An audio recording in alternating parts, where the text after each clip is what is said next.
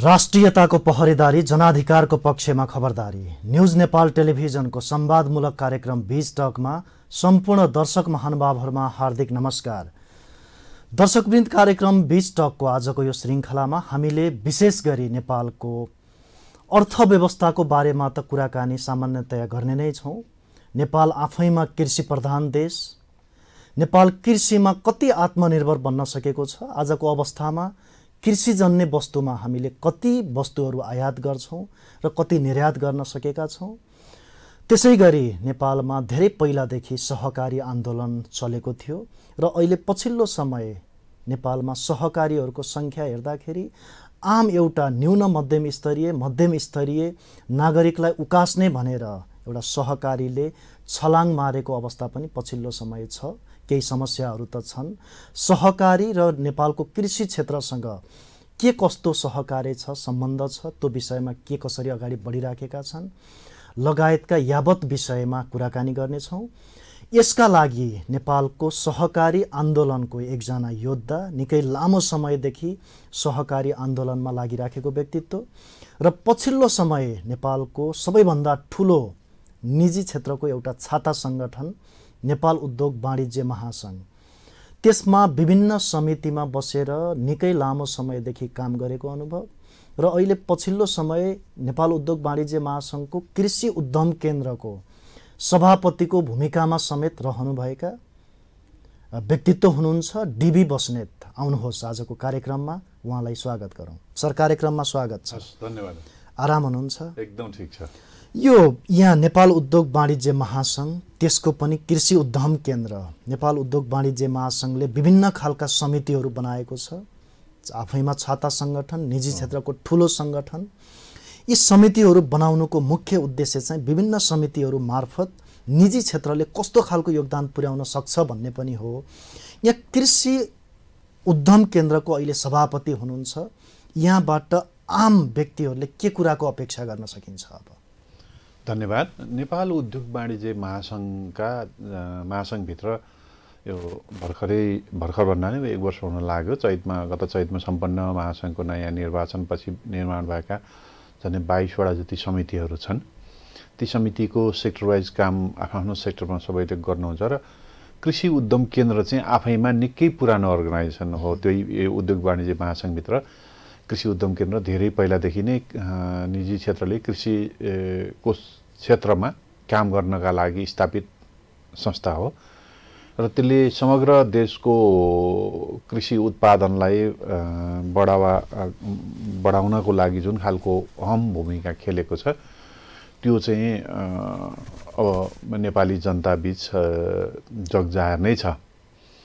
अब हामी अहिले कृषि उद्यम केन्द्र मार्फत काम गर्ने कुराहरूमा कृषि उद्यम केन्द्र धेरैजसो नेपालमा कृषि क्षेत्रमा काम गर्ने विभिन्न विदेशी दात्री संस्थाहरूसँग मिलेर उहाँहरूलाई निजी क्षेत्रको तर्फबाट हामीले उहाँहरूले ल्याउने कार्यक्रममा र हामीले दिएका कार्यक्रम, सरकारले ल्याएका नीति र कार्यक्रमभित्र बसेर हामीले त्यसलाई चाहिँ सघाउनका लागि गर्नुपर्ने कामहरू हामीले चाहिँ तयार गर्छौं र प्रत्यक्ष रूपमा निजी क्षेत्रले व्यावसायिक रूपमा जसरी काम सुरु गर्नु भएको छ कृषि सेक्टरमा, उहाँहरूको अनुभवको आधारमा नीतिगत व्यवस्था, सरकारलाई नीति नियम र सरकारले गर्नुपर्ने नीतिगत सहयोगहरूमा हामीले सरकारलाई सुझाव दिन्छौँ र सरकारलाई सहयोग गर्छौँ।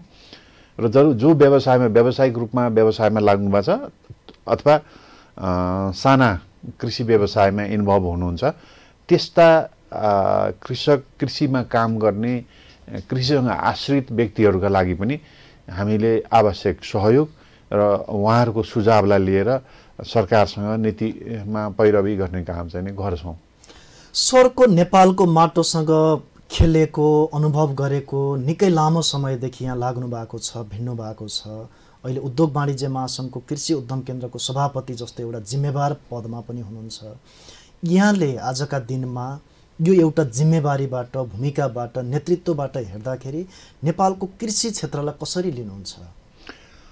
अब हामीले चाहिँ उद्योग वाणिज्य महासंघ मार्फत केही वर्ष अगाडि हामीले एक गाउँ एक उत्पादन भन्ने कृषि क्षेत्रमा एउटा पपुलर कार्यक्रम गऱ्यौँ, जो जापानमा त्यो एक गाउँ एक उत्पादन कार्यक्रम धेरै सक्सेस छ। त्यसै गरी थाइल्यान्डमा पनि एक गाउँ एक उत्पादन कार्यक्रम सक्सेस छ। विश्वको धेरै देशहरूमा त्यो कार्यक्रमहरू चाहिँ सफल छ। त्यसलाई रेप्लिकेट गर्दै हाम्रो नेपाली माटो सुहाउँदो र नेपालको आवश्यकता अनुसारका केही मोडेल कामहरू गऱ्यौँ। ती कामहरू हामीले सुरु गरेका अधिकांश कामहरू चाहिँ व्यावसायिक रूपमा अगाडि बढेका छन्। जस्तो हामीले कफीको एक गाउँ एक उत्पादनमा कफीको काम गऱ्यौँ, लप्सीको काम गऱ्यौँ, हामीले चाहिँ जुनारको काम गऱ्यौँ, टिमुरको काम गऱ्यौँ। अब यी कामहरू चाहिँ व्यावसायिक रूपमा कृषकहरू एक खालको व्यवसाय आफ्नो तयार गरेर त्यसलाई निकासी गर्ने ठाउँमा पुर्याउनु भएको छ होला। अब त्यो जति हुनुपर्थ्यो त्यो आवश्यकता अनुसारको पुरा भएको छैन होला, तर जहाँ हामीले सानो रूपमा त्यो काम गऱ्यौँ, त्यो सानो रूपमा भएका कामहरू चाहिँ तिनलाई सक्सेसै छन् कृषिको क्षेत्रमा गरेका कामहरू। तर अब आजको दिनमा आउँदा परिस्थिति कस्तो भएको छ भने कृषिलाई हामीले इन्डियासँग प्रतिस्पर्धा गर्नुपर्छ, भारतसँग प्रतिस्पर्धा गर्नुपर्छ। भारतले हरेक कुरामा सब्सिडी दिएको छ, बत्तीमा सब्सिडी दिएको छ, पानीमा सब्सिडी दिएको छ, उत्पादनमा सब्सिडी दिएको छ। अब उनीहरूको सम्पूर्ण सामान चाहिँ नेपाल छिर्दाखेरि सस्तो हुने र हाम्रो चाहिँ लागत मूल्य चाहिँ महँगो हुने। सरकारले ल्याएको नीतिगत सपोर्टहरू कम भएका कारणले छ। अहिले पनि सरकारले स्थानीय निकायहरूले केही सहयोग त गर्नुभएको छ, तर त्यो भारतसँग प्रतिस्पर्धा गर्न सक्ने खालको सपोर्टहरू चाहिँ हामीसँग प्राप्त नभएको हुनाले अथवा हाम्रा किसानहरूले, हाम्रा कृषिमा काम गर्ने उद्योगी व्यवसायहरूले त्यसमा प्राप्त गर्न नसकेको कारणले जति हामीले आशा गरेका हौँ अथवा जसले व्यावसायिक रूपमा कृषिबाटै आफ्नो सम्पूर्ण कुरा पुरा गर्छु भन्ने प्रयास गर्नुभएको छ, उहाँहरूका लागि अहिलेको अवस्थामा चाहिँ अलिक गाह्रो परिरहेको स्थिति छ। नेपालको कृषि क्षेत्रलाई उन्नत बनाउने भनेर, यसलाई चाहिँ प्रवर्धन गर्ने भनेर यहाँले अघि जोडिहाल्नुभयो। उद्योग वाणिज्य महासङ्घकै कुरा गर्दा कृषि उद्यम केन्द्र निकै पुरानो संस्था, त्यही महासङ्घभित्रकै पनि नेपाल सरकारकै अग्रसरतामा पनि अब कृषि मन्त्रालय मार्फत विभिन्न दात्री निकायहरू मार्फत नेपालको ठुलो बजेट नेपालको कृषि क्षेत्रमा लगानी गरेको देखिन्छ प्रत्येक वर्ष। तर आजका दिनमा नेपालको कृषि क्षेत्रलाई हेर्दा आम एउटा भुइँ मान्छेले उत्साह हुनुपर्ने स्थिति छैन नि, एउटा निराशाजनक स्थिति छ। यहाँले चाहिँ एउटा अभियन्ताको हिसाबले, एउटा नेतृत्वको हिसाबले कसरी लिनुहुन्छ यो विषयलाई? हामी कुन अवस्थामा छौँ? निराशाजनक अवस्था होइन, उत्साहजनक अवस्थै छन चाहिँ। तथापि त्यसलाई व्यावसायिक रूपमा तिनलाई टिकाउनको लागि सरकारी नीतिहरू र सरकारी बनेका नीतिहरूभित्र भएका सहयोगहरू चाहिँ कम भइरहेको अवस्था हो। कुरा के भने नेपालमा नेपाल सरकारले कोल्ड स्टोरहरू सञ्चालन गर्नका लागि कोल्ड स्टोरमा लाग्ने बत्तीको 50% चाहिँ 50% चाहिँ बत्तीको भुक्तानीमा सरकारले बेहोर दिने भनेर नीतिगत निर्णय सरकारले गर्यो, क्याबिनेटले गर्यो। अब विद्युत प्राधिकरण त्यो दिनका लागि तयार छैन, अहिलेको अवस्थामा तयार छैन। उहाँहरूको भनाइ के रह्यो भने, हामी विद्युत प्राधिकरणमा पनि गयौँ, उहाँहरूको भनाइ के रहन्छ भने अहिलेसम्म हामीले दिएको 50% अनुदान चाहिँ सरकारले हामीलाई दिएन, त्यसैले अब हामी दिन सक्दैनौँ। भनेको सरकारका निकायहरू बीचमै सामञ्जस्यता छैन, देखिँदैन हो। अब त्यो त्यस्तो खालको एउटा नीतिगत निर्णय चाहिँ गरिदिने, कार्यान्वयन चाहिँ नगराउने।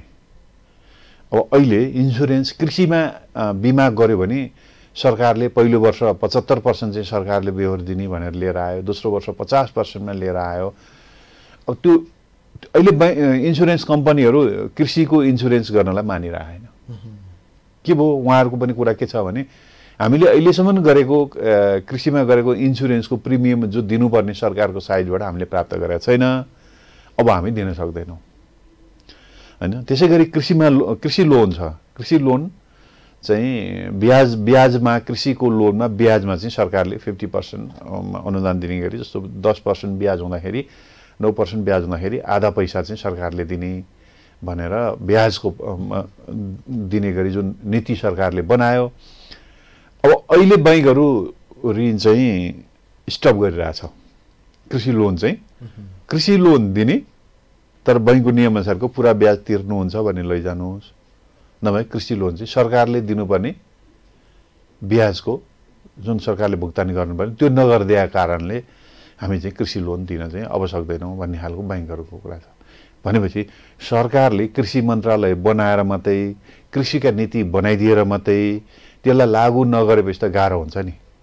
अहिले अलिकति स्थानीय सरकार प्रदेश सरकारहरू भएको कारणले बरु केही स्थानीय निकायहरूमा उत्पादनमा रिबेट दिन थाल्नु भएको छ। उहाँहरूले उत्पादनमा अनुदान दिन थाल्नु भएको छ। केही स्थानीय, सबै ठाउँ छैन त्यस्तो। केही प्रदेश सरकारहरूले ब्याजमा पनि अनुदान दिन थाल्नु भएको छ। सबै ठाउँमा छैन त्यस्तो। तर नेपालको कृषि भारतसँगको प्रतिस्पर्धा गर्नका लागि कृषिमा सरकारले सहयोग गर्नै पर्छ।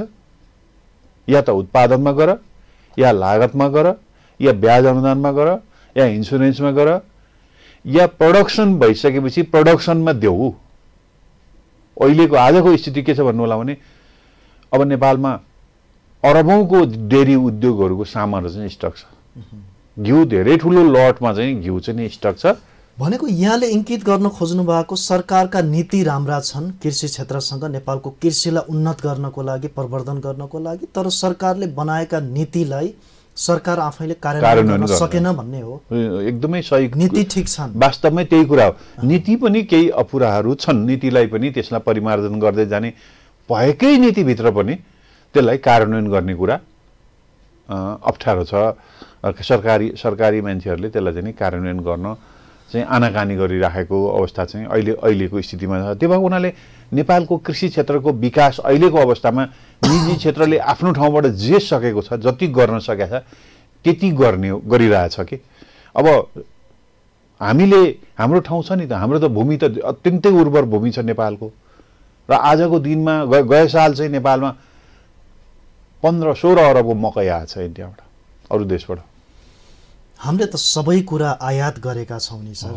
निर्यात शून्य छ, सबै कुरा आयात छ। खाद्य पदार्थ, कृषिजन्य पदार्थ, सबै खालका वस्तुहरूमा नेपालको जमिन बाँझो छ। दिनमा हजारौँजना मान्छे भाइ विदेश जान्छ। तिनलाई यहाँ रोकेर राखेर काम गर्ने खालको वातावरण सरकारले बनाउन सक्दैन। र यहाँ चाहिँ हामीले बाहिरबाट लिएर आएर खानुपर्ने। अब पहाडतिरको स्थिति अहिले कस्तो छ भने पहाडमा कृषिमा काम गर्ने मान्छेहरू नै कम हुँदै गयो। सुविधायुक्त ठाउँहरूमा झर्ने भनाइ चाहिँ विकास गाउँमा गयो, मान्छे सहर झरे भन्छन् नीति निर्माताहरू। तर अब त्यो त्यहाँ बसेर उसले आफूलाई सर्भाइभ गर्न सक्ने ठाउँ चाहिँ पुगिरहेको छैन। अब अहिले पछिल्लो समय निकै पहिलादेखि चर्चा बनेको विषय, पछिल्लो 2 महिना 3 महिनादेखि जब नेपालको प्रधानमन्त्री भारत भ्रमण गरेर आउनुभयो, त्यो दिनदेखि आजका दिनसम्म नेपालमा सबैभन्दा बढी चर्चा हुने गरेको विषय मुर्रा भैँसी, मुर्रा राँगो। यो पनि कृषि क्षेत्रसँगै सम्बन्धित भयो। त्यहाँबाट त्यो मुर्रा राँगा भैँसी नेपालमा ल्याइसकेपछि नेपालको पशुपालन क्षेत्रमा, कृषि क्षेत्रमा एउटा आमूल परिवर्तन गर्न सकिन्छ भन्ने खालको उत्साह पनि देखिन्छ। यस्ता खालका विषयहरूले हाम्रो यहाँको जुन एउटा मौलिक खालको संरचना छ नि कृषि क्षेत्रमा, पशुजन्य क्षेत्रमा, यो मौलिक आफ्नो उत्पादनजन्य विषयमा चाहिँ विश्वास नगरिकन यस्ता खालका विषयहरूले कस्तो खालको प्रभाव पार्छ, यसलाई कसरी लिनु भएको छ? त्यो सामान्यतया विकसित टेक्नोलोजी त हामीले लिनै पर्छ हैन। जस्तो अहिले हामीसँग चाहिँ के छ भने एकजना मान्छेले गर्ने काम चाहिँ 10औं जना मान्छेले गर्ने काम चाहिँ एउटा मेसिनले गरिदिन्छ भनेपछि हामीले त्यो टेक्नोलोजी त लिनु पर्यो नि। त्यस्तै अब उन्नत जातको अरू देशहरूले रिसर्च गरेर उन्नत जातको जुन खालको नस्लहरूको विकास गरेको छ त्यो त केही हदसम्म हामीले पनि लिनुपर्छ, प्राप्त गर्नुपर्छ। जहाँ छ त्यहाँबाट हामीले प्राप्त गर्ने हो, लिनु पर्यो। अब प्रधानमन्त्रीले जाँदाखेरिको जुन आएको राँगाको कुरा यहाँले राख्नु भएको छ, त्यो चाहिँ के हो भने अब केही न केही एजेन्डा आउनुपर्ने भएको हुनाले त्यो एउटा प्राप्त भयो। त्यही एजेन्डालाई चाहिँ बढी हाइलाइट गरेको हुनसक्छ। तर हामीलाई अरू देशहरूको उन्नत प्रविधि, उन्नत बिउ बिजन नचाहिने होइन। त त्यसको उन्नत प्रविधि र उन्नत बिउ बिजनका कारणले हाम्रो सबै परम्परागत खेती को सिस्टमलाई बिगार्नु पनि हुन्न।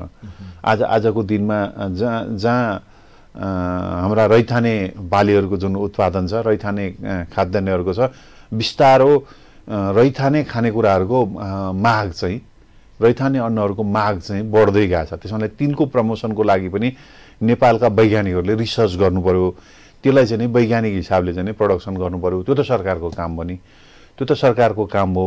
अब नेपाली किसानले भन्या बेलामा मल पाउँदैन, भन्या बेलामा बिउ पाउँदैन, बिउ पाएको उत्पादन हुँदैन हैन। एकचोटि रोपेको बिउ फेरि हामीले त हिजो हाम्रा बाबुबाजेका पालादेखि त हरेक वर्ष त्यही फलेको बिउ अन्नलाई राखेर अर्कोचोटि बिउ बनाउँथ्यौँ। अहिले यस्ता खालका बिउहरू आएछन् कि यसपटक रोपेपछि अर्कोचोटि फेरि त्यो बिउ हुँदैन।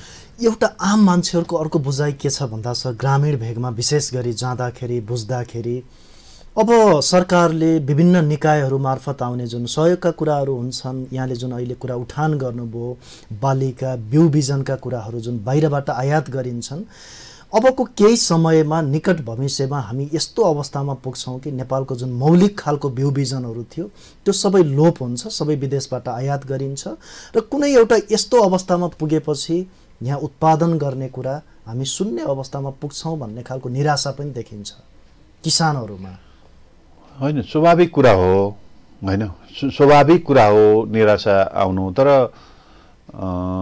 कहीँ न कहीँ बचाउनु पर्छ र बचेर राखेको छ र त्यसको सम्बन्धमा काम गर्ने केही नेपाली उद्यमी साथीहरू पनि लाग्नु भएको छ। तर त्यो सङ्ख्याले, त्यसलाई बचाउने जुन सङ्ख्यामा लाग्नु भएको छ त्यो सङ्ख्याले पुग्दैन।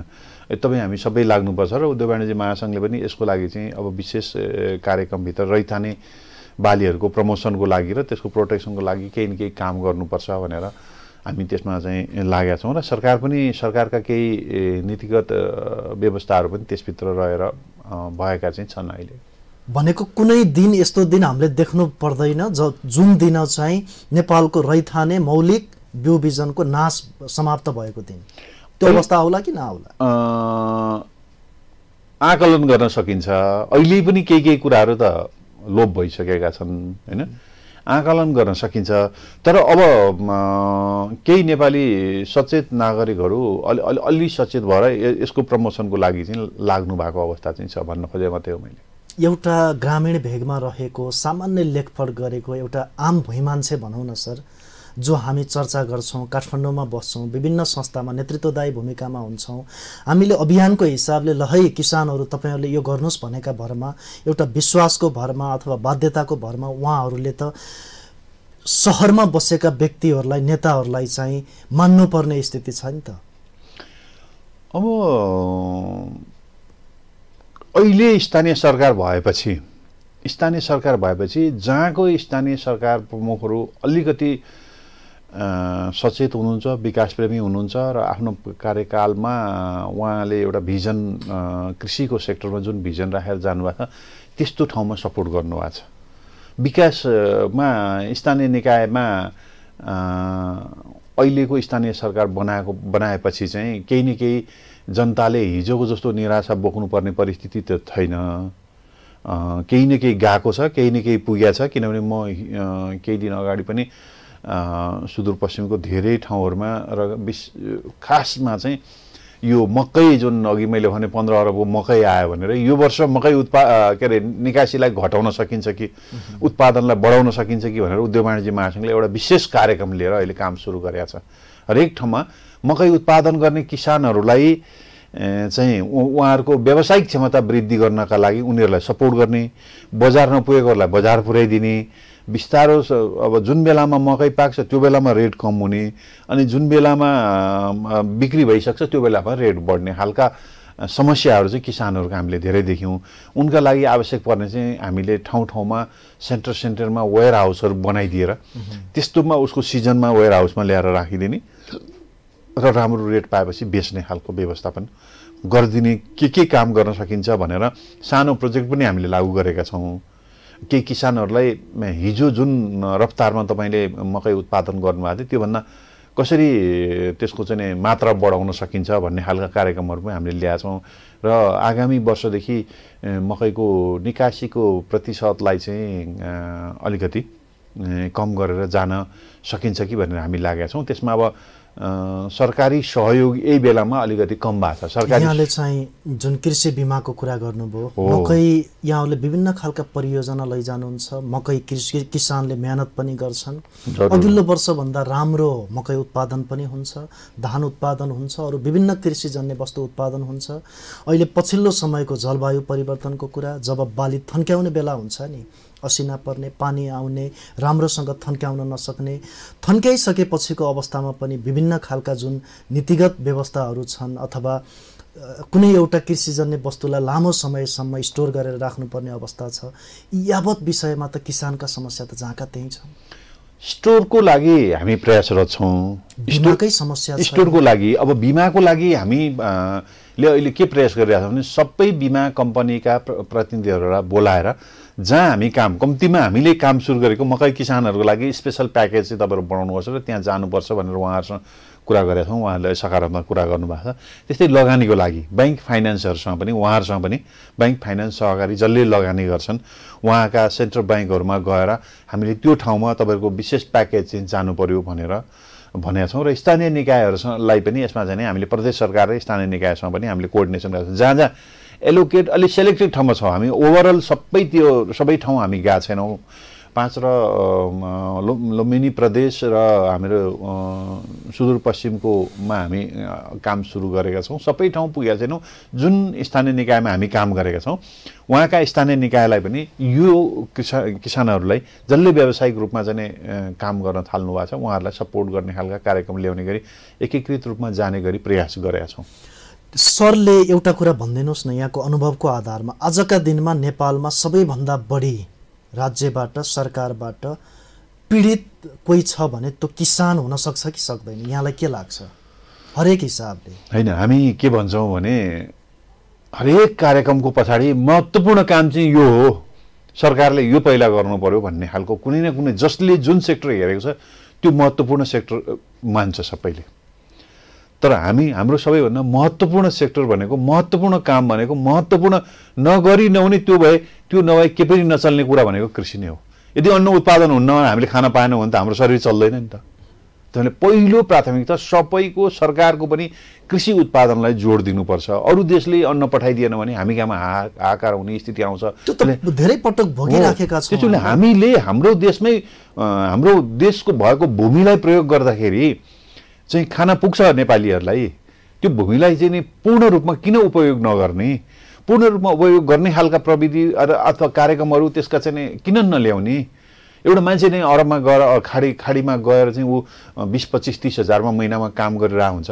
30 हजार पैसा चाहिँ यहाँ कमाउने खालको वातावरण हामीले किन सिर्जना नगर्ने भन्ने खालको कुरा चाहिँ सरकारले अलि म्यासिभ खालका प्रोजेक्टहरू ल्याउनुपर्छ।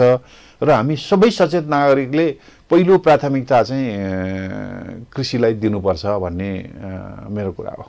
अहिले लगानीको हिसाबले पनि आम, विशेष गरी नेपाल ग्रामीण क्षेत्रको देश, ग्रामीण किसानहरू धेरै हुनुहुन्छ।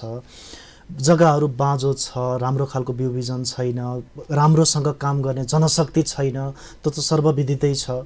कुनै एउटा किसानले थोरै लगानी गरेर कतैबाट ऋण लिएर काम गरौँ भन्ने खालको वातावरण पनि छैन।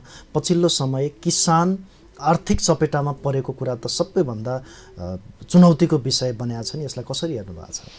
यो एकदम तपाईँले भनेको कुरा जायज हो हैन। हामी किसानहरूकै हक अधिकार र किसानहरूकै संरक्षणको लागि काम गर्ने हामी जस्ता धेरै सङ्घ संस्थाहरू छन् र त्यसमा काममा लागेका छन्। अब यो हामीले सरकारको माइन्ड वास गर्ने हो वा नीतिमा भएको कुरा कार्यान्वयनमा चाहिँ जानुस् भन्ने हो। मन्त्रीहरूलाई गएर हामीले कुरा सुनाउनुपर्छ, सचिवहरूलाई गएर कुरा सुनाउनुहुन्छ, उहाँहरू एकदम सुन्नुहुन्छ र तपाईँले भनेको कुरा जायज हो भन्नुहुन्छ, तर कार्यान्वयनमा आउँदैन। कार्यान्वयनमा नआएपछिको भन्न जाने ठाउँ कहाँ हो? हामीले भनेको प्रधानमन्त्रीलाई हो, हामीले भनेको मुख्य सचिवलाई हो, हामीले भनेको नेपाल सरकारलाई हो। अब त्यो ठाउँबाट जब कार्यान्वयनमा जाँदैन, हुन्छ भन्ने हुन्छ, त्यसपछि जाँदैन। आजको दिनमा 7 अरब भन्दा बढीको घिउ चाहिँ स्टक छ भनेर डेरीमा काम गर्ने साथीहरू भनिराख्नु भएको छ। नेपालमा उत्पादन भएको घिउ हो।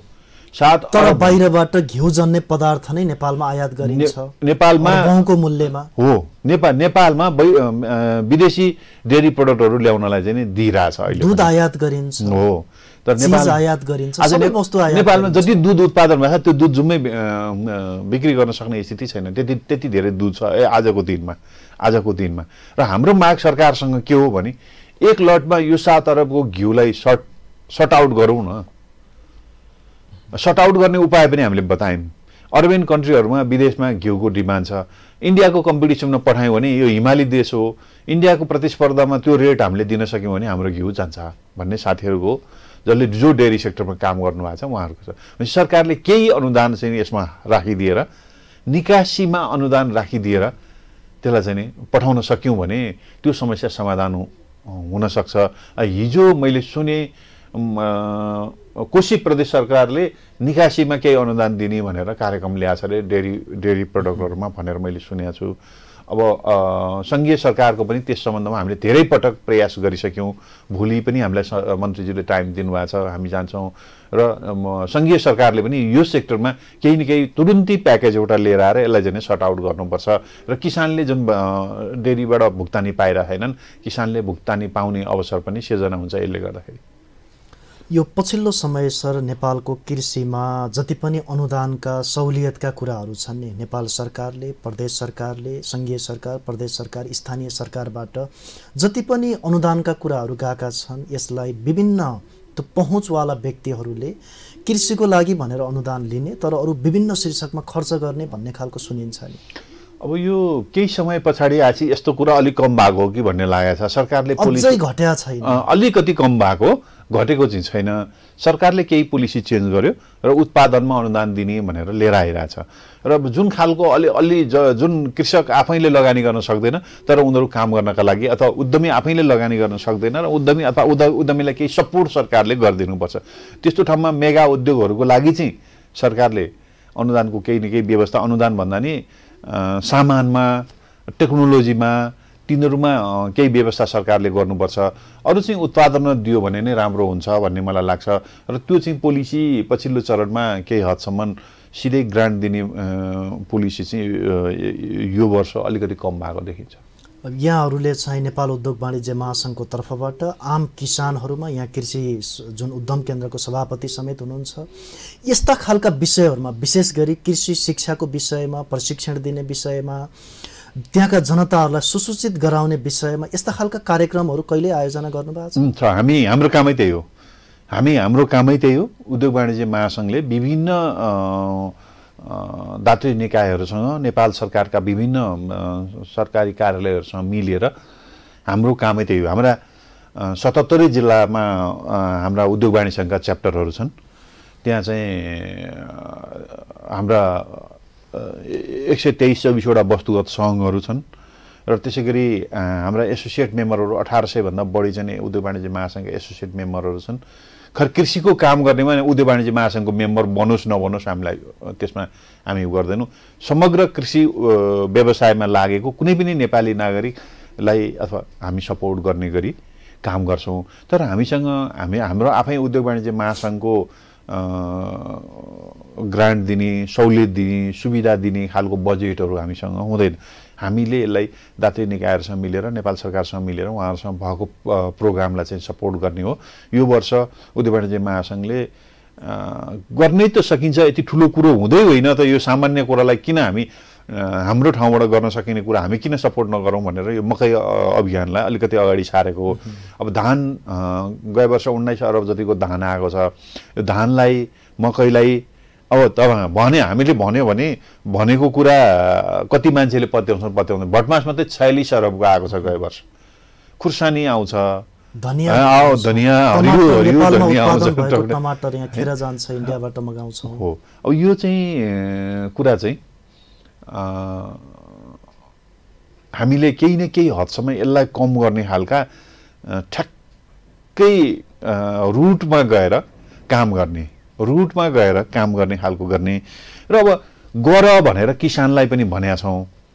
र हरेक तराईको जिल्लाहरूमा हामीले उद्योगी व्यवसायी साथीहरूलाई एउटा चाहिँ अलि विशाल खालको कम्पनी बनाएर 100 बिघाभन्दा बढी जमिनमा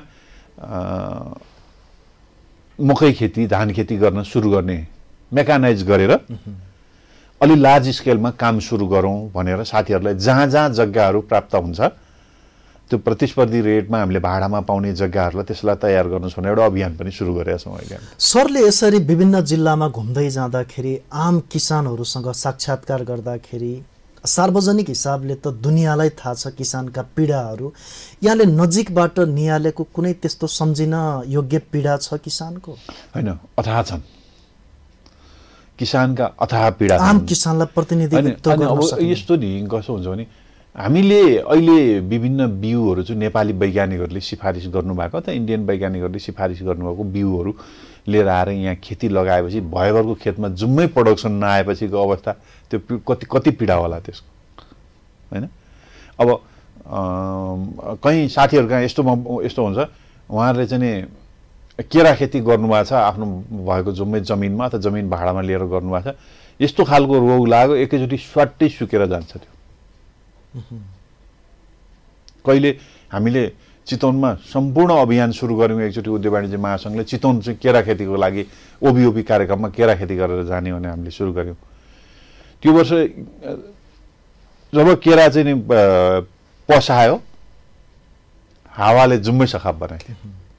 त्यो बेलामा कृषिमा इन्सुरेन्स पनि थिएन, कति किसानहरू किसानका पीडाहरू नभए होइन। किसानका पीडाहरू त जहाँ पुगेपछि पनि अथाह किसानका पीडाहरू छन्, तिनलाई सब्सिडी दिने, तिनलाई सहयोग गर्ने, तिनलाई पुनः काममा लगाउने काम चाहिँ अहिले स्थानीय निकायहरूले कुनै कुनै ठाउँमा चाहिँ साँच्चीकै प्रभावकारी रूपमा काम गर्नुभएको छ। कुनै कुनै गत तिहारमा त जुन तिहारमा फुल हुन्छ, तिहारे सयपत्री फुल बाहिरबाट आयात गर्न नदिने भनेर सरकारले विभिन्न स्थानीय निकायका प्रमुखहरूले भने पनि तर किसानहरूले उत्पादन गरेको सयपत्री फुल काठमाडौँ, पोखरा लगायतका विभिन्न बजारहरूमा, सहरहरूमा प्रशस्त मात्रामा आयो त्यो फुल, तर बजारमा बिक्री हुन सकेन। बिक्री हुन नसकेपछि किसानले त्यो फुललाई फिर्ता लैजानु पर्यो अथवा चाहिँ खेर फाल्नु पर्यो भन्ने खालका कुराहरू पनि सुनियो। अन्य हामीले धेरै खालको प्रयास गऱ्यौँ, मन्त्रीलाई भन्यौँ, निर्णय गरिदिनु हो यो वर्ष सयपत्री फुल नल्याउने भनेर।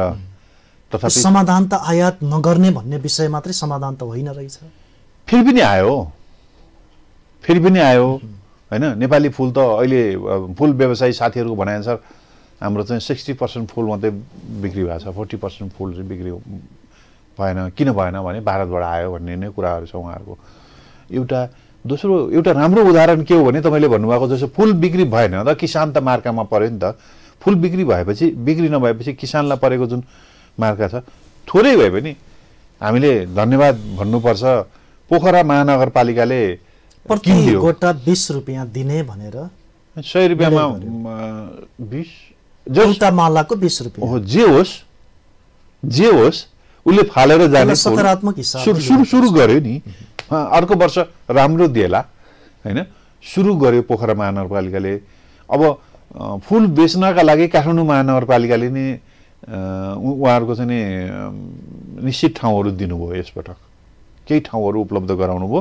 फुल बिक्री भएन, फुल बिक्री जति हुनु पर्थ्यो भएन। अब बचेको फुलहरूलाई उहाँहरूलाई चाहिँ नि व्यवस्थापन गर्नुपर्छ। आगामी दिनमा बचेको फुलहरू यदि बच्यो भनेदेखि त्यो चाहिँ सरकारले किनिदिनुपर्छ भन्ने हाम्रो कुरा। डिबी बस्नेत सर, हामी यहाँसँग गर्नुपर्ने विषय धेरै छन्। यो श्रृङ्खलामा सबै विषय हामीले समेट्न पनि सक्दैनौँ। यहाँ आफैमा सहकारी अभियन्ता हाम्रा दर्शकलाई सहकारीको विषयमा यहाँसँग चर्चा गरेनौँ भने अन्याय पनि हुन्छ। त्यसको विस्तृत हामी अर्को श्रृङ्खलामा पनि गर्छौँ। विशेष गरी आज कृषिको कुरा भएको हुँदाखेरि यो सहकारी, सहकार्य, सहअस्तित्व त्यसैलाई एउटा मार्गदर्शन मानेर अगाडि बढ्ने सिद्धान्तमा अगाडि बढेको हुन्छ। नेपालमा सहकारी र कृषिको अवस्था, यसको सहकार्यलाई यहाँले प्रस्ताइदिनुहोस् न एकपटक। सहकारीको क्षेत्रबाट कृषिको विकासका लागि पनि धेरै ठुलो कामहरू भएको छ। सहकारीमा चाहिँ कृषिमा सानो सानो जुन एरियामा कृषकहरू बस्नुहुन्छ त्यो एरियामा कृषकहरूलाई एकीकृत गरेर सहकारीले चाहिँ एउटा आफ्नो कृषि सहकारीहरू बनाउँछ। त्यो कृषि सहकारी मार्फत सबै व्यक्तिले प्रविधिहरू राख्न सक्दैन, सबैले धान रोप्ने मेसिन राख्न सक्दैन, सबैले धान गोड्ने मेसिन राख्न सक्दैन, सबैले ट्र्याक्टर राख्न सक्दैन। सबै प्रकारको मेसिन औजारहरू चाहिँ त्यो एउटा कम्युनिटीमा एउटा कृषि सहकारी बनाउँछन् र त्यहाँ राख्छन् र सबैले पालो सेवाहरू गर्छन् र एकीकृत रूपमा उहाँहरूले जम्मा गरेको उहाँहरूले उत्पादन गरेको चाहिँ सहकारीलाई बेच्छन् र सहकारीले चाहिँ त्यसलाई बजारसम्म लैजान्छ। त्यहाँ चाहिँ बिचौलियाको जुन नाफा खाने बिचौलियाको माध्यम चाहिँ कम हुन्छ जहाँ सहकारी चलेका छन्। देशैभरि त्यस्ता कृषि सहकारीहरूले सेवा पुर्याएका र कृषि सहकारीहरूको आफ्नै उत्पादन गर्ने कम्पनीहरू पनि छन्, सेलर मिलहरू छन्, चिउरा उद्योगहरू छ, तेल मिलहरू छ, सक्खर घिउ उद्योगहरू छ र केही चाहिँ अब यो ड्राई फुडका उद्योगहरू पनि अहिले चाहिँ सुरु गरेका छन्। यो किसानलाई प्रवर्धन गर्ने अथवा सहयोग गर्ने भनेर खुलेका सहकारीहरू पछिल्लो समय हामीले जुन अवस्थामा देखेका छौँ नि, किसानलाई सहयोग गर्ने भनेका सहकारी किसानलाई मार्न नै उद्वेलित भए भनेर जुन खालको देखिन्छ, त्यो विचलित हुनुको प्रस्थान बिन्दु चाहिँ के हो? त्यसमा किसानहरूले स्थापना गरेका कृषि सहकारीहरूमा त्यस्तो ठुलो समस्या कहीँ पनि छैन। कृषि सहकारी स्मुथली चलिरहेकै छन्। अब यो अलिकति समस्या आयो वित्तीय कारोबार गर्ने सहकारीहरू, बचत तथा ऋणहरू, अनि कृषि सहकारीले जसले वित्तीय बचत तथा ऋणको कारोबार गरेछ उनीहरूमा केही समस्याहरू आए। त्यो पनि सहरी एरियामा धेरै आयो, ग्रामीण एरियामा त्यस्तो यो धेरै ठुलो समस्या छैन। अहिले नेपालमा 30,000 भन्दा बढी सहकारीहरू दर्तामा छन्। त्यसमा चाहिँ नि आधीभन्दा बढी 15,000 को हाराहारीमा चाहिँ बचत तथा ऋणहरू नै दर्तामा छन् र धेरैजसो वित्तीय कारोबारमा त्यो बचत तथा ऋणहरूमा समस्या देखियो। समस्या किन देखियो भने फेरि हामीले घुमिफिरी भन्नुपर्ने कुरा के हुन्छ भने सरकारसँगै कुरा गर्नुपर्छ। सरकारले दर्ता गरिदियो, दर्ता गरेपछि सहकारी ऐनमा के व्यवस्था गरिदियो भने फेडरेसनहरूको लिङ्केजमा अनिवार्य गरिदिनु पर्ने, उनीहरूलाई फेडरेसनको लिङ्केजमा अनिवार्य गरेन, दर्ता गरिदिने, आफ्नो हिसाबले चलाऊ, सहकारी चाहिँ सो नियममा हुनुपर्छ भनेर सरकारले चाहिँ अन्तर्राष्ट्रिय प्र्याक्टिसलाई हेरेर बनायो। सो नियममा म यो काम गर्छु भनेर सहकारी विभागमा अथवा नियमन गर्ने निकायमा जुन उसले बनाएको आफ्नो योजना कार्यक्रम प्लानिङ छ त्यो अनुसार काम गर्यो कि गरेन भनेर हेरिदिने निकाय भएन, नगरेपछि कारबाही गरिदिने निकाय भएन क्या। फेडरेसनहरूले प्रमोसनको लागि काम गर्यो, फेडरेसनको लिङ्केजमा हुनेहरू त्यति धेरै समस्यामा पनि छैनन्, जसले टुल्सहरू दिएको छ तिनीहरू त्यो टुल्सभित्र बसेर काम गर्यो भने त्यति धेरै समस्यामा छैनन्। अब 15-16 हजार वित्तीय कारोबार गर्ने सहकारीहरू मुस्किलले 400-500 मात्रै सहकारीहरू समस्यामा देखिएका हुन्। अब उनीहरूले त्यसको मिडियाबाजी बढी भयो अथवा तिनै सहकारीहरूले चाहिँ धेरै देशैभरि चाहिँ म्यासिभली ब्रान्चहरू निर्माण गरेर सहकारीहरू पुँजी कलेक्सन गरे, बचत कलेक्सन गरे र तिनीहरूले चाहिँ आफ्नो व्यक्तिगत बेनिफिटका लागि प्रयोग गरे अथवा कतिपयले चाहिँ त्यो सहकारी कसरी सञ्चालन गर्ने भन्ने प्रोसिड्युर नजानेका कारणले पनि बिग्री, त्यो कतिपय त्यो पनि समस्याहरू छ। अब नभएको होइन, एउटा यो विकराल रूपमा आयो। यो चाहिँ सरकारले अनुगमन गर्ने सिस्टम, नियमन गर्ने सिस्टमलाई अलिकति टाइट नगरेका कारणले हामी सहकारी अभियानभित्र बस्ने फेडरेसनहरूमा बस्दाखेरि, सङ्घहरूमा बस्दाखेरि हामीले धेरै वर्षदेखिको हाम्रो माग हो सरकारसँग यसलाई अनुगमन गर्ने र एउटा बदमासी गर्नेहरूलाई टाइटली कारबाही गर्ने निकाय बनाऊँ। कि त राष्ट्र ब्याङ्कले गर, अरू देशमा धेरै ठाउँमा राष्ट्र ब्याङ्कले गर्छ, अरू देशमा त धेरैजसो विकसित देशहरूमा चाहिँ जसले पैसाको कारोबार गर्छ, वित्तीय कारोबार गर्ने हरेक निकाय चाहिँ राष्ट्र ब्याङ्कको स्वीकृति, सेन्ट्रल ब्याङ्कसँग एफिलिएसन हुनुपर्छ। नेपालमा सेन्ट्रल ब्याङ्कले सुरुमा अलिकति गर्नु खोजेको थियो, पछि त्यो पनि छोडिदियो उहाँहरूले चाहिँ लिनलाई। यहाँका 30,000 सहकारीलाई नेपालको एउटा केन्द्रीय ब्याङ्क नेपाल राष्ट्र ब्याङ्कले नियमन गर्छ, अनुगमन गर्छ, त्यो गर्न सक्छ, त्यो जनशक्ति छ भन्ने कुरामा विश्वास गर्न सकिन्छ? देख्नुहुन्छ त्यो? गर्नुपर्छ सरकारले, नभए दर्ता गर्नुहुन्न। राष्ट्र ब्याङ्कले यतिवटा ब्याङ्क मात्रै अनुगमन गर्न सक्छौँ भनेर राष्ट्र ब्याङ्कले जुन स्वीकृति दिएको नि, सरकारले पनि त्यसै गर्नु पर्थ्यो नि त। वित्तीय कारोबार गर्ने यति मात्रैलाई चाहिँ हामी अनुगमन गर्न सक्छौँ, यति मात्रै दर्ता गरौँ भन्नु पर्थ्यो नि।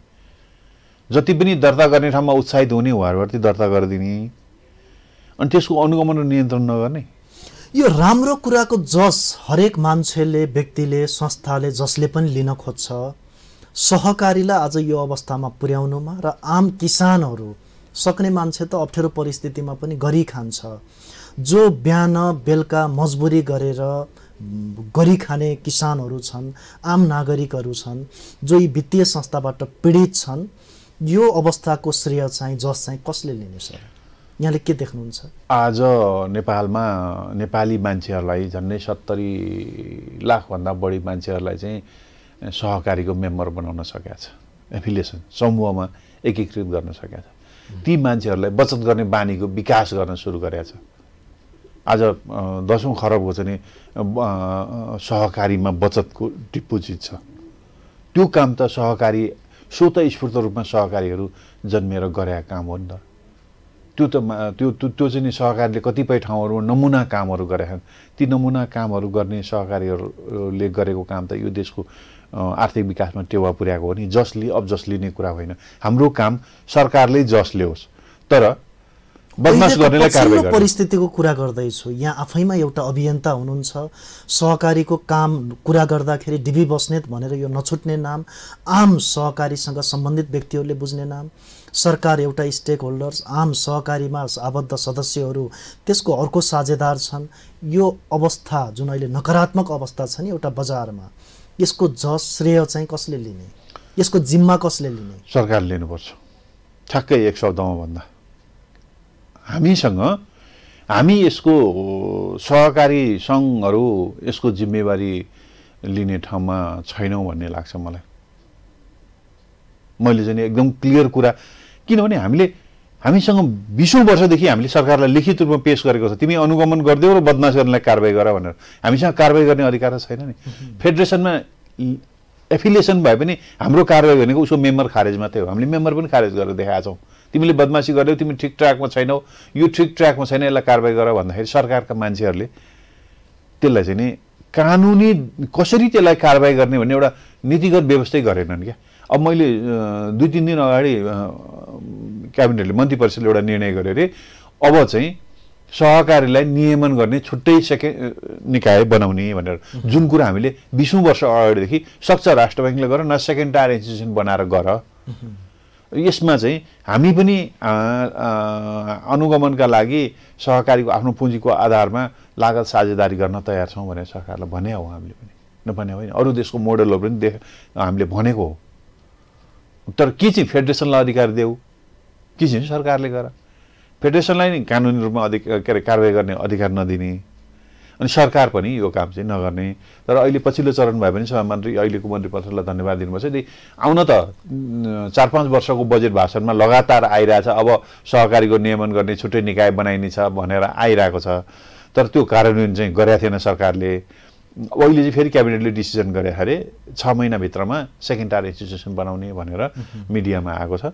त्यो चाहिँ नि राम्रो कुरा हो। वित्तीय सहकारीहरू अहिले दर्ताको लागि केही समय स्थगित गर्ने, त्यसका ब्रान्चहरू खोल्न नदिने भने त्यो पनि राम्रो कुरा। हामीले निकै लामो समय निकालिसक्यो। हामीले चाहिँ धेरै समस्याग्रस्त सहकारीहरूको अब समाधान गर्ने भनेर बोर्ड समेत गठन गर्यो। यहाँ आफै त्यसको सदस्य हुनुहुन्छ। यो पछिल्लो यो जुन दुरावस्था छ नि, यो अवस्थाको अन्त्य कहिले हुन सक्छ? यहाँ त टुप्पोमा बसेर हेर्नु भएको छ होइन। अब यदि सेकेन्ड टायर इन्स्टिट्युसन बनायो र अहिले समस्यामा परेका सहकारीहरूको सर्ट आउट गर्न सकियो भने बिग्रने सहकारीहरू, बदमासी गर्ने सहकारीहरू अनुगमन स्ट्रङली गइसकेपछि त्यो बन्द हुन्छन्, चल्ने जन चल्छन् होइन। अनि त्यसपछि यो 1-आधा वर्षभित्रमा यो सम्पूर्ण समाधान हुन्छ। किसानले मर्नु पर्दैन। बचतकर्ताले भनौँ न, बचतकर्ताहरूले जुन आफ्नो बचत गर्नु भएको छ उहाँहरूले अब कतिले प्राप्त गर्न सक्नु होला, कतिले नसक्नु होला। अब सरकारले कुन हिसाबको सहयोग गर्छ। सो अब समस्याग्रस्त सहकारी व्यवस्थापन समिति बनाएको छ। तिनीहरूको केही पुँजी भयो भने, पैसा भयो भने र उनीहरूसँग चाहिँ नि स्थायी सम्पत्ति छ भनेदेखि त्यसलाई व्यवस्थापन गर्छ। त्यसपछि सरकारले हामी गर्ने भनेर कमिटमेन्ट व्यक्त गरेको छ। यो लामो समय जाँदैन। 1-आधा वर्षभित्रमा यो समस्याग्रस्त सहकारीहरूको सबैको अनुगमन गर्ने निकाय स्थापना भएर स्ट्रङली काम सुरु गर्यो भने सकिन्छ। फेरि यो समस्या आउँछ। सर, यहाँ आफैमा महासङ्घको एउटा जिम्मेवार भूमिकामा हुनुहुन्छ। आजको यो अवस्थामा विशेष गरी सहकारी पीडित, अब विभिन्न सङ्घर्ष समितिहरू बनेका छन्, विभिन्न पीडित भयो भनेर सदस्यहरू छन्, अझ त्यसमा पनि ठुलो सङ्ख्या किसानको छ।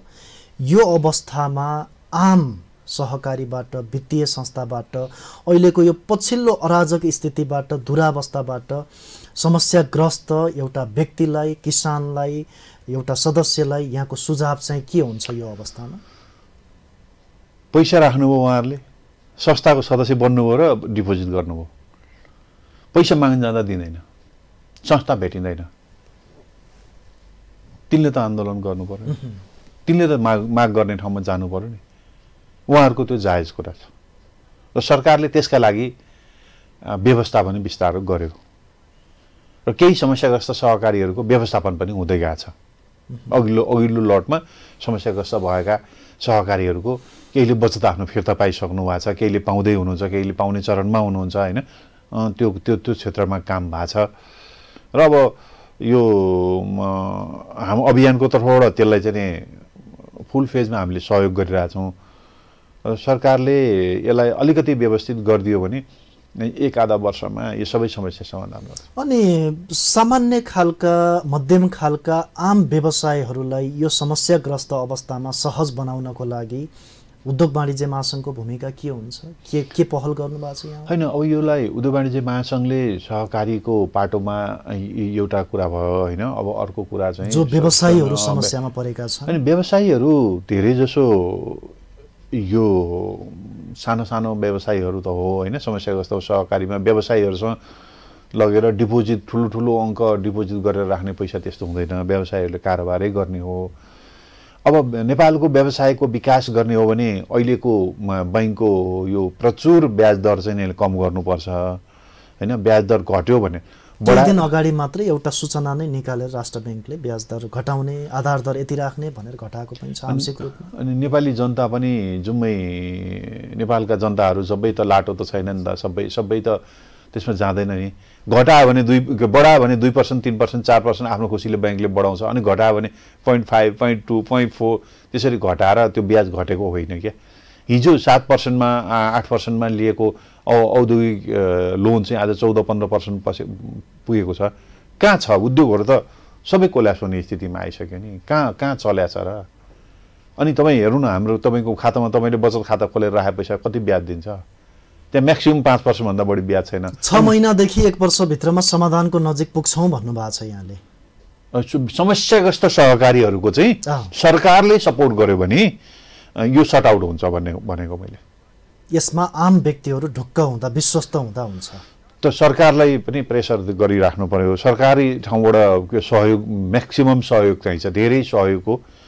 त्यस्ता ती समस्या समाधान गर्ने निकायहरूलाई स्रोत साधनले पनि सम्पन्न गर्नुपर्छ, प्राविधिक रूपमा पनि सम्पन्न गर्नुपर्छ। तिनीहरूलाई कानुनी रूपमा जुन अहिले पनि केही कानुनी कमी कमजोरीहरू छन् तिनलाई चाहिँ कानुनी रूपमा अलिकति स्ट्रङली अधिकार अलिकति अगाडि दिनुपर्छ। सरको यो महत्त्वपूर्ण समय र संवादको लागि धेरै धेरै धन्यवाद। मलाई पनि आफ्नो केही कुराहरू राख्ने अवसर दिनुभयो। मैले जुन क्षेत्रमा काम गरिरहेको छु त्यही क्षेत्रको कुराहरू राख्ने जुन मेरो अनुभव सेयर गर्ने अवसर दिनुभयो, यहाँलाई धेरै धेरै धन्यवाद। दर्शकवृन्द, कार्यक्रम 20 टकको आजको श्रृङ्खलाको निर्धारित समय सकिसकेको छ। आगामी श्रृङ्खलामा नयाँ विषयवस्तुमा, नयाँ अतिथिको साथमा हामी पुनः भेट्नेछौँ। राष्ट्रियताको पहरेदारी, जनाधिकारको पक्षमा खबरदारी हेर्दै गर्नुहोला न्युज नेपाल टेलिभिजन। नमस्कार।